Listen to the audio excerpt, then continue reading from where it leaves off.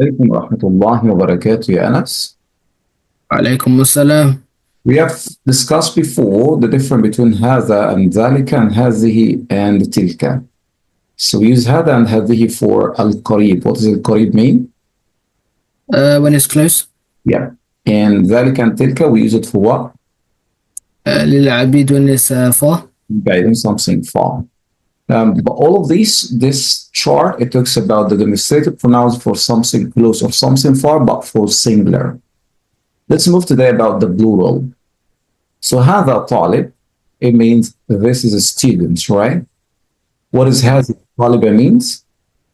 This is a student, but it's feminine. Yeah, what difference between طالب and طالبة?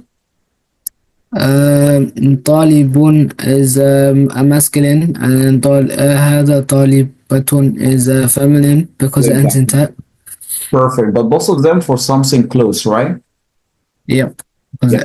And both of them for, we say singular. What about if you're going to change it to plural?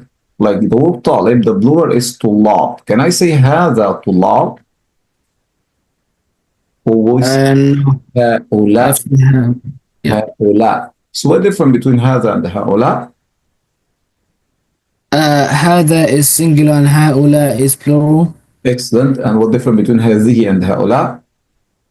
هذه is singular and هؤلاء is plural. So we can say this is for the something close, but for singular. هذا and هذه.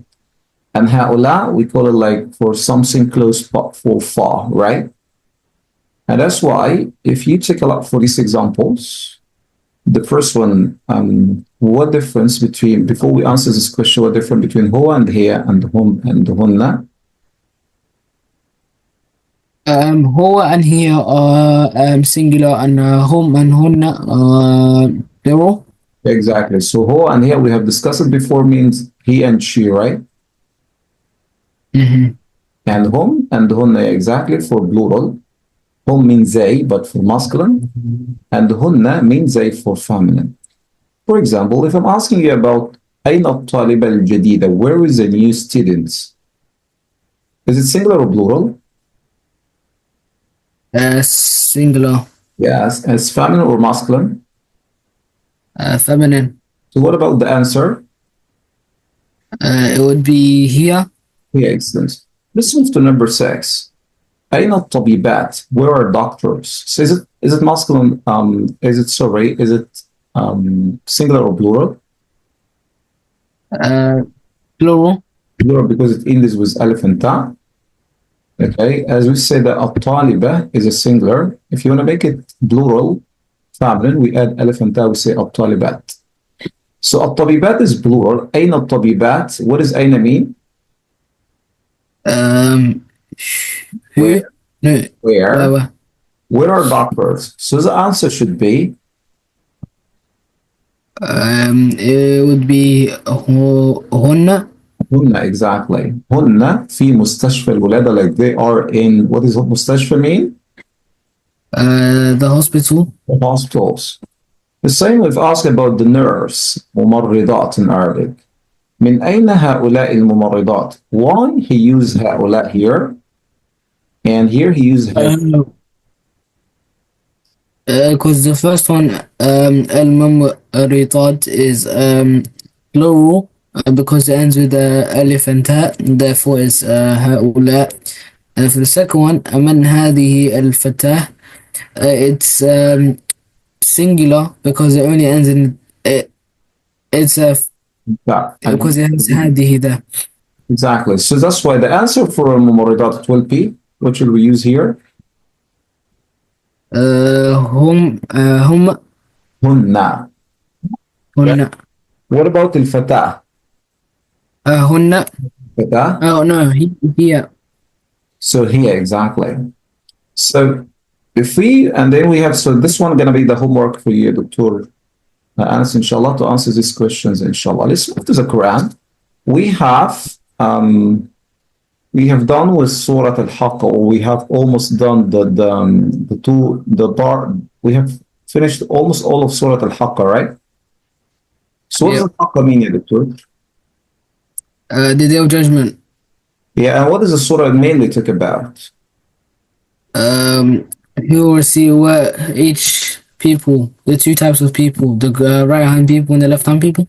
Oh yeah, Allah subhanahu wa ta'ala in Surah Al-Haqqa divide people into two types, right? Mm-hmm. What are these two types? The right hand people and the left hand people. And what about the reward of the right hand people? Right hand people will receive Jannah. Exactly. And the left hand people, They will receive Jahim, hellfire. the hellfire. And Allah subhanahu wa ta'ala um, says in Surah Al-Haqqa about the number of the angels who will carry Allah's throne in the day of judgment, right? How many of the angels are there will carry Allah's throne on the day of judgment? 7. Okay, read ayah number 17. It's not 7. It's 8. Exactly. والملك على أرجائها ويحمل عرش ربك فوقهم يومئذ ثمانية. What means ثمانية in Arabic?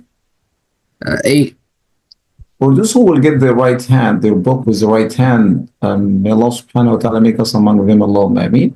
What is the reward according to the Quran? في جنة عالية.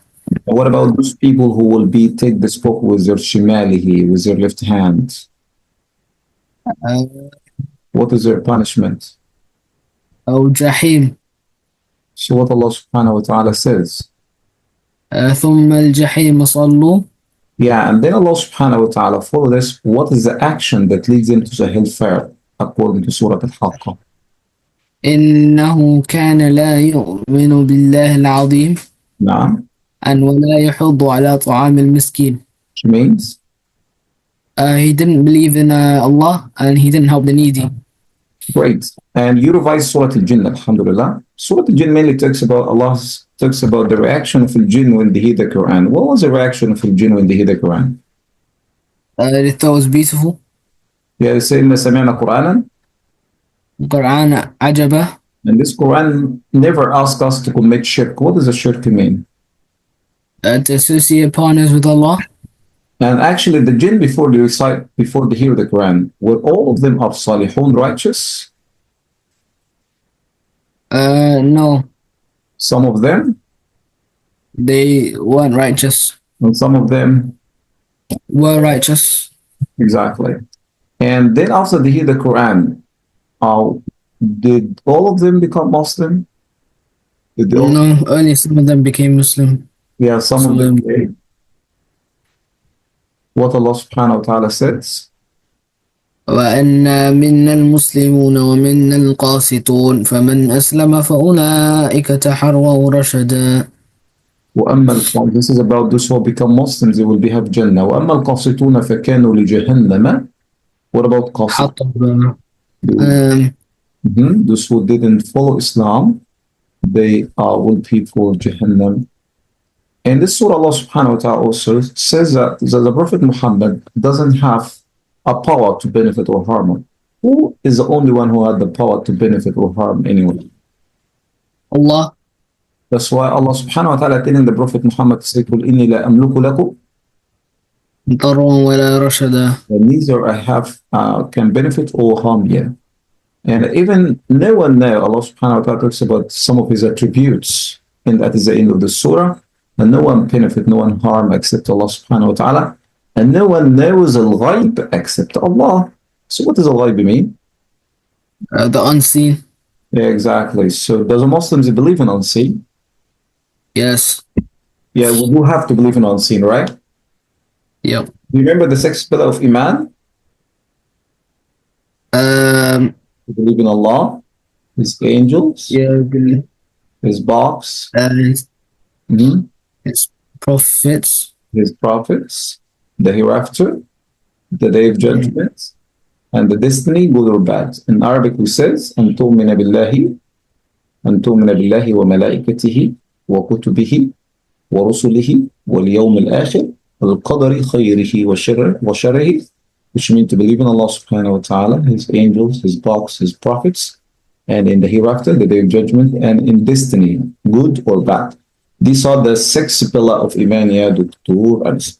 Jazakumullah khair, Dr. Anas. Next time, inshallah, you will revise Surah Al-Ma'arij and the surah after Surah Al-Jinn, inshallah, and you will keep heart the whole Surah of Al-Haqq, inshallah. Jazakumullah khair, Anas. Fi ra'atillah. Assalamu alaikum wa rahmatullahi wa barakatuh. Would you like to learn Arabic or teach your kids and family the Arabic and Quran? Join us.